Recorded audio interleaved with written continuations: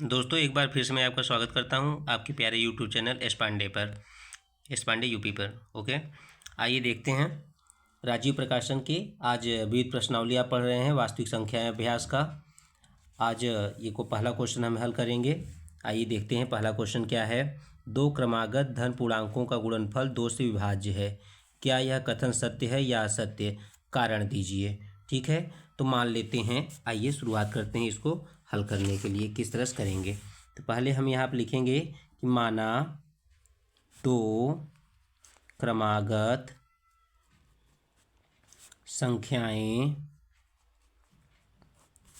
x व x+1 है।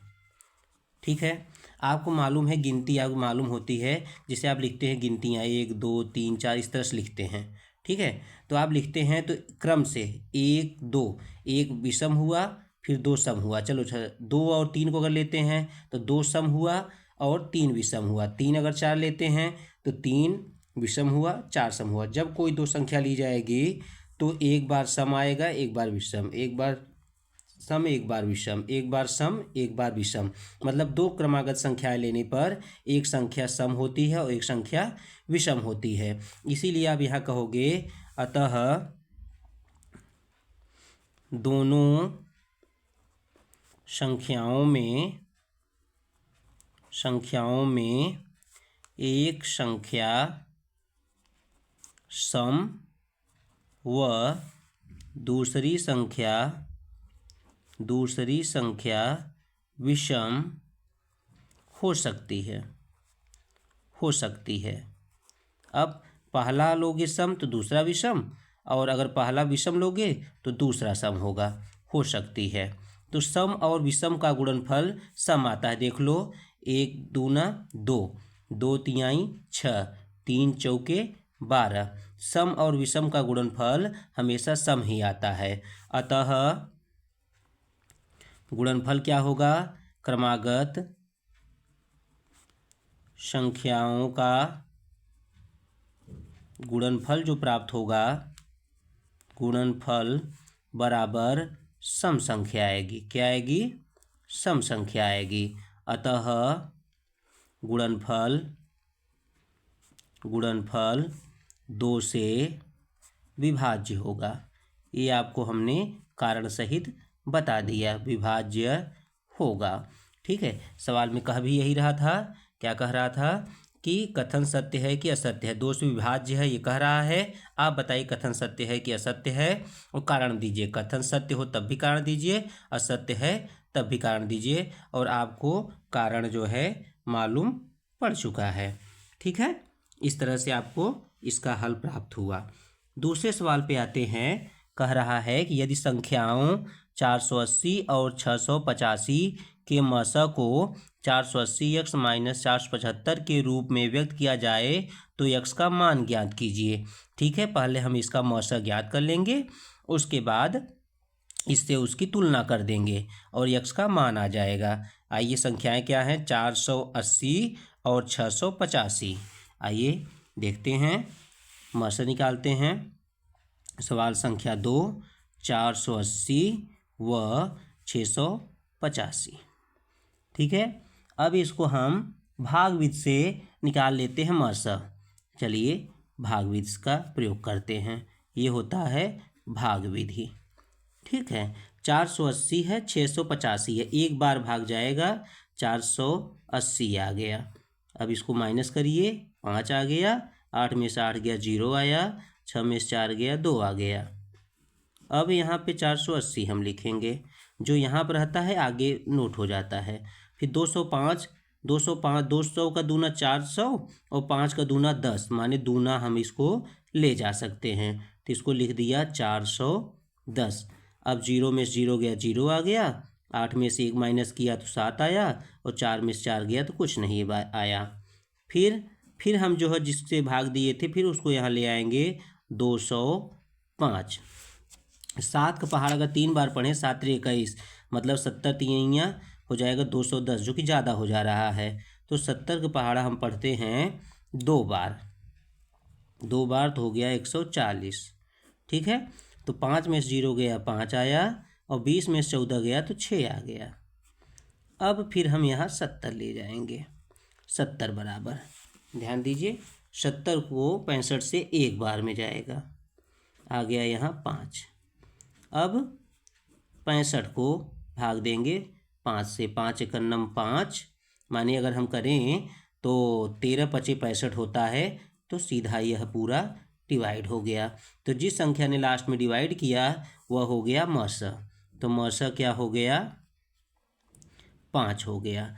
क्योंकि सवाल में क्या दिया हुआ था, फिर से देख लीजिए सवाल में क्या दिया हुआ था, ये ध्यान देखिए। हमको करना है कि जो मसा आए उसको 480 x माइनस 475 के रूप में व्यक्त करना है। तो हम लिख लेते हैं कि 480 जो सवाल में दिया हुआ है, ध्यान दीजिए क्या दिया था, 480, यहाँ आइए 480 गुणे 480 x माइनस 475 इसके बराबर होगा मस। इसके बराबर हो गया मस, मतलब 5। प्रश्नानुसार लिख लेते हैं, प्रश्नानुसार, इस तरह से। अब जो है लिख लिया, पक्षांतर करेंगे, माइनस जो है दूसरी तरफ चला जाएगा, प्लस हो जाएगा उधर जाने के बाद, इधर बचेगा 480x और यहाँ हो गया 5 प्लस 475। जोड़ने पे क्या प्राप्त होगा, ये 75 5 80 हो जाएगा, माने 480 हो गया। अब x बराबर क्या हुआ, 480, और जो गुणे में दिया गया 480 वो भाग में आ जाएगा, 480 ये कट गया एक बार में, तो x का मान आपको प्राप्त हो गया 1। ठीक है, इस तरह से जो है आप मस निकालने के बाद दिए गए मान से उसकी तुलना कर देंगे तो x का मान आपको प्राप्त हो जाएगा। आइए अब हम तीसरे सवाल पर चलते हैं, उम्मीद करूँगा कि आपको ये बात समझ में आ रही होगी। आइए देखते हैं क्या है।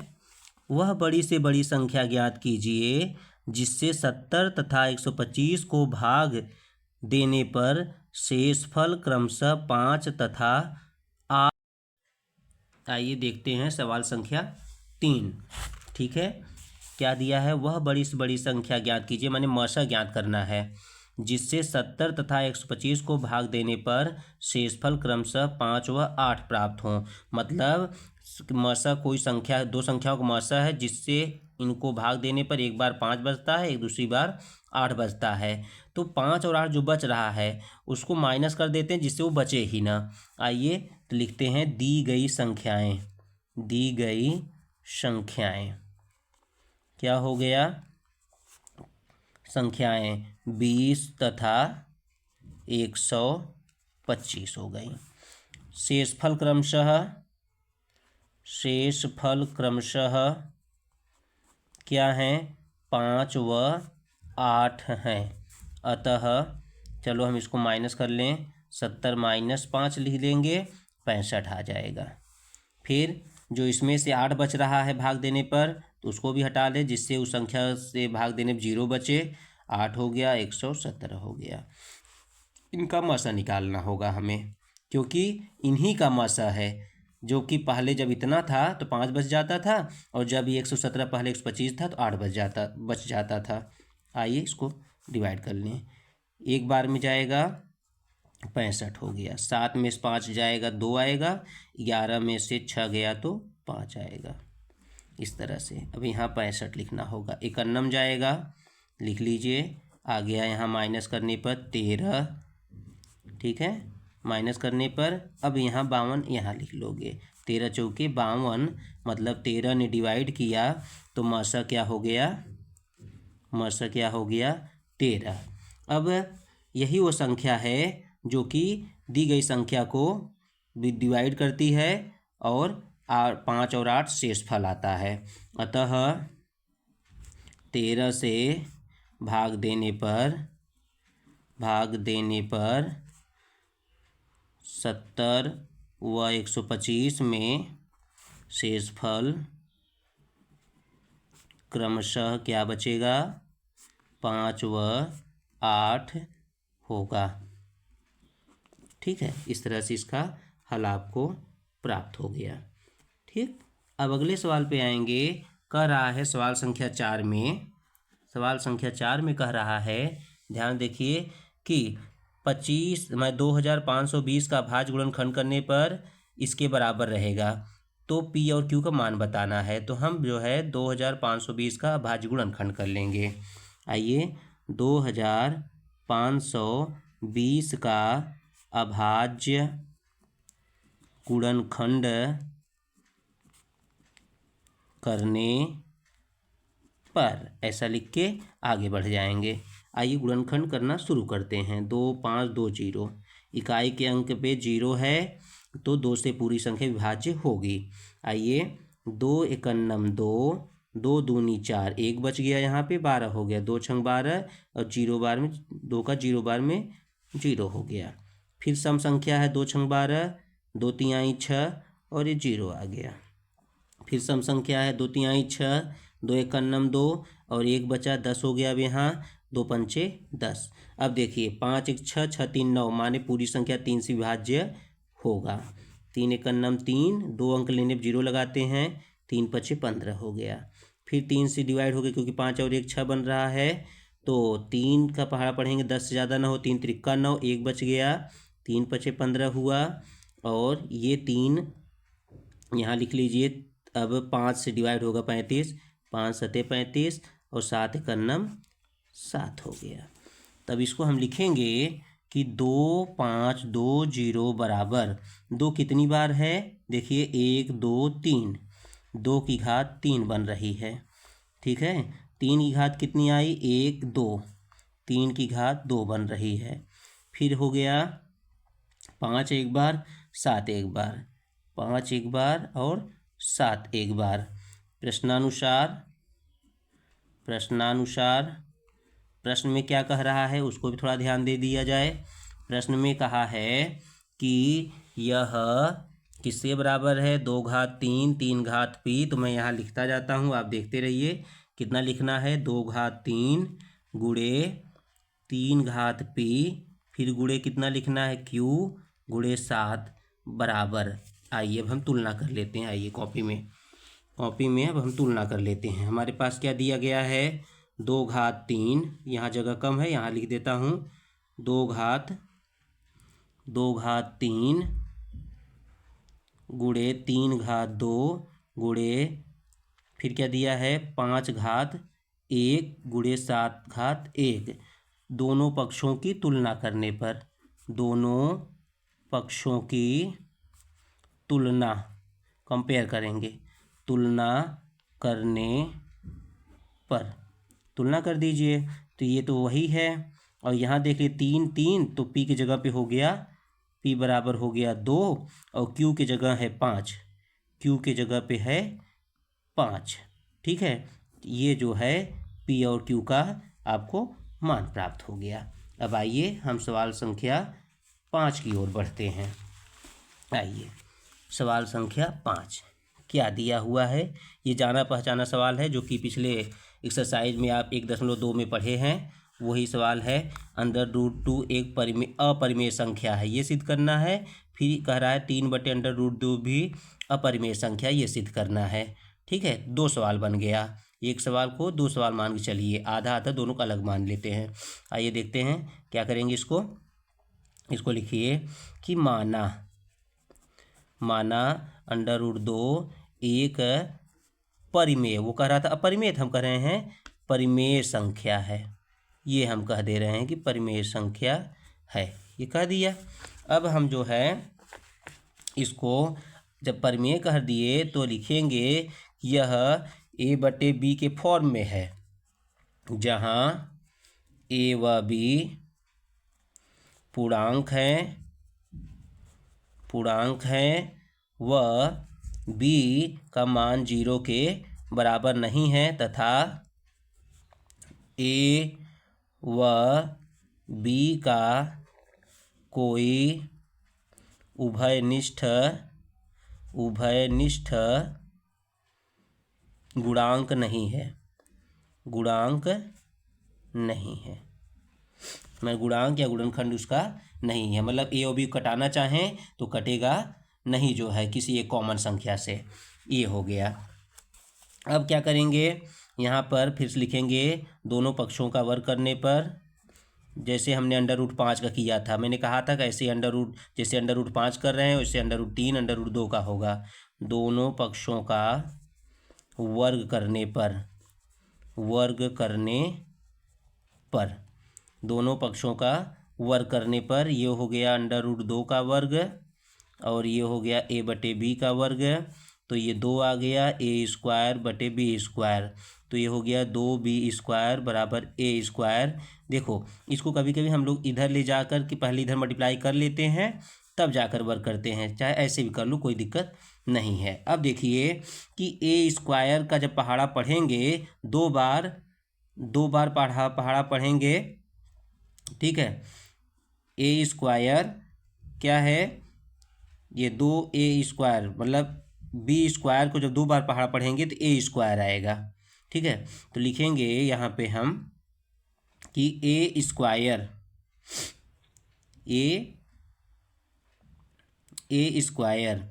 ठीक है। इसको हम आगे बढ़ते हैं। a² जो है 2 बार पहाड़ा पढ़ने पर b² के मान के बराबर आ जाएगा। आइए इसको आगे बढ़ा लें। मतलब कि a² 2 से विभाजित होता है, मतलब a² 2 से विभाजित होता है। तो लिखोगे आप कि चूंकि a² 2 से विभाज्य है या विभाजित होता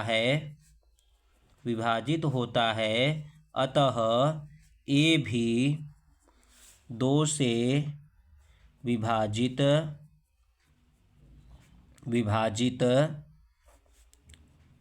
होगा, ठीक है।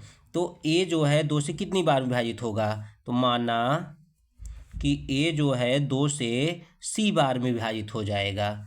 अतः a का मान समीकरण 1 में रखने पर तो रख दीजिए वहाँ पे। तो 2b² हो गया और यहाँ पे क्या है, a की जगह रख दिया तो 2c² हो गया। अब क्या प्राप्त होगा आपको, 2 दूनी 4 c² हो गया। काट दीजिए, 2 1 कन्नम 2, 2 दूनी 4, चाहे ऊपर काट दो, जगह नहीं था। तो b² बराबर 2c² हो गया। अब देखिए फिर से उल्टा हो गया। जैसे हम कह रहे थे यहाँ पे कि a² जब बराबर लिख रहे हैं तो 2b², माने 2 का पहाड़ा पढ़ने पर b² बार a² आता है। तो 2 पहाड़ा किसी संख्या से करने पर a भी आ जाएगा। तो हमने यहाँ मान लिया कि c बार पहाड़ा पढ़ा गया होगा 2 का, तो a आया होगा। वही कंडीशन अब यहाँ आ गई कि फिर लिखेंगे वही कंडीशन कि चूंकि b² 2 से विभाजित होता है, अतः b भी 2 से विभाज्य होगा। अर्थात a व b दोनों 2 से विभाज्य हैं। यहाँ ध्यान दो, हमने यहाँ क्या लिखा, यहाँ लिखा है कि a व b का कोई उभयनिष्ठ गुणांक नहीं है, माने कोई एक संख्या दोनों को विभाजित नहीं करेगी। अब यहाँ पे हम क्या कह रहे हैं कि 2 से विभाज्य है। यह हमारी कल्पना के विपरीत है। हमारी कल्पना कब सही होती, जब जो है यह √2 प्रमेय होता। हमारी कल्पना गलत, तो ये वाला बात भी हमारी गलत मानी जाएगी कि √2 प्रमेय है। तो सही क्या होगा, सवाल में जो कह रहा था कि प्रमेय है। अतः बहुत ध्यान देना, √2 एक अपरिमेय संख्या है। ये सिद्ध हो गया, इति सिद्धम, या यह प्रमाणित हुआ। अभी एक पक्ष हुआ है सवाल का। अब क्या कह रहा है कि 3/√2 क्या दिया गया था सवाल में, ध्यान देखिए। 3/√2 भी अपरिमेय संख्या है। चलो इसको भी ऐसे मानते हैं, लेकिन ऐसे जब √2 √3 √5 का सवाल होता है तो उसका तरीका अलग है, जैसे अभी बताया। लेकिन अगर गुणा भाग में दिया रहे तो उसका तरीका आपको मैंने अलग तरह से बताया है। तो उसके लिए आइए देखते हैं क्या लिखना है मुझे कि माना 3/√2 एक परिमेय संख्या है, परिमेय संख्या है। अतः 3/√2 बराबर a/b, जहाँ a व b पूर्णांक हैं, ठीक है, लेकिन b का मान व b का मान 0 नहीं है, ऐसा लेना पड़ा। अब आइए क्या ले लिया फिर हमने, फिर से वही कॉपी कर लेता हूँ, दूसरी तरफ आया हूँ, इसलिए 3/√2 बराबर a/b, ये हो गया। अब 1/√2 बराबर, यहाँ क्या हो गया, a/3b, a/3b आ गया। इसको सीधा कर दीजिए, इसको सीधा कर दीजिए आप, जो है चाहे ऐसे कर लो कि √2 बराबर 3b/a लिखोगे, चूँकि 3b/a पूर्णांक है, परिमेय है, परिमेय है, अतः √2 भी परिमेय होगा, क्योंकि परिमेय होगा क्योंकि उसके बराबर दिया गया था, क्योंकि यह उस तथ्य का विरोध करता है जहाँ √2 एक अपरिमेय संख्या है, अपरिमेय संख्या है। तथ्य क्या है, √2 तो अपरिमेय था, इससे पहले अभी इसी सवाल में आपने सिद्ध किया है। अतः ठीक है, हमारी कल्पना गलत है, जो सवाल दिया है वही सही माना जाएगा। अतः 3/√2 भी अपरिमेय संख्या होगी या है, ठीक है। इस तरह से सवाल होगा। एक सवाल आधा सवाल अलग तरीके से हुआ, आधा सवाल a/b में इस तरह से कंपेयर करके कि परिमेय है, ये परिमेय है तो ये भी परिमेय होगा, लेकिन तथ्य कहता है कि तो अपरिमेय है। जब ये अपरिमेय है तो उसके साथ जो गुणे भाग में है उसका पूरा मान भी जो है अपरिमेय ही रहेगा। आइए वीर प्रश्नावली का अंतिम सवाल देखते हैं। अंतिम सवाल में क्या दिया हुआ है, सवाल संख्या 6 है, ध्यान देखिए। कह रहा है कि संख्याओं 55 और 210 का मौसा ज्ञात कीजिए तथा प्राप्त मौसा को 55 और 210 के रैखिक संयोजन के रूप में व्यक्त कीजिए, अर्थात a और b के कुछ मानों के लिए 55 और 210 का मौसा 210a + 55b होता है, जिसमें a और b का मान हमको प्राप्त करना है, ठीक है। आइए पहले मौसा निकाल देते हैं। संख्याएं क्या दी गई हैं, 55 और 210। सवाल संख्या 6, 55 व 210। आइए मौसा ज्ञात करें, 55 210, ठीक है। हम इसको इस रूप में ले रहे हैं, और नहीं तो हम जो हमारे पास आधारभूत प्रमेय है जो है उसके हिसाब से भी इसका मौसा निकाल सकते हैं, लेकिन हम चलो ऐसे ही निकाल ले रहे हैं। तो 55 का 3 बार ले जाएंगे, 3 × 5 = 15 हो गया, और 3 × 5 = 15, 1 16 हो गया। इसको 10 में से 5 गया तो 5 आया, ठीक है। और यहाँ पे 20 में से 16 गया तो 4 आ गया, इस तरह से। फिर यहाँ पे 55 हो गया, 45 × 9 = 45, यहाँ आ गया 10, फिर 10 को 45 में भाग देंगे तो 10 चौके 40 हो गया, और यहाँ पे आपको 5 प्राप्त हो गया, ठीक है। तो 5 यहाँ फिर 10 आया, 5 दूनी 10, ये हो गया मौसा। मौसा क्या हो गया, 5 हो गया, मौसा हो गया 5। अब ध्यान दीजिए, इसको कह रहा है कि क्या कह रहा है कि मानो कि 55 और 210 का मौसा इतना है, ये आपको करके चलना है। मौसा जो है इतना मान चलना है। चलो तो यहाँ पर 210 ए प्लस 55 बी बराबर मस, ठीक है, मस। फिर चूँकि ए बराबर 5 लेने पर क्या हो जाएगा, 210 गुणे 5 प्लस 55 बी, और यहाँ हो गया मसा का मान 5। क्या हो गया, 5 एकम 5 0 0, 5 एकम 5, 5 दूनी 10, 55 बी बराबर 5। ठीक है, ये प्रक्रिया है, कई बार जो है मान रख कर के देखने पर ये क्लियर हो पाता है कि बी एक मान क्या लेना है। तो ज्ञात करने पर मैं आपको बता रहा हूँ, कई बार हल करना पड़ता है लंबी प्रक्रिया 1 2 3 4 क्रम से, अवश्य न करके मैंने डायरेक्ट जो है 5 रख के दिखा दिया कि 5 इसके लिए मान को संतुष्ट हो रहा है जो है। तो 110, अब पक्षांतर कर दीजिए यहाँ पे, 55 बी बराबर 5 माइनस 10 50, ये यहाँ पे माइनस, यहाँ पे नहीं, ठीक है, ये जो है 50 में से 5 गया 45, और ये 10 उतर गया माइनस में, b बराबर माइनस 10 45 बटे 55 हो गया। अब आप भाग देंगे तो कितना हो गया, 5 का 11 में बार में हो गया, 5 दूनी 10, और 5 दूनी 10, 0 लगा करके 5 9 45, ठीक है, 11 एक नम 11, 9 बच गया, 11 9 99, तो माइनस होने की वजह से बी का मान माइनस 19 आया।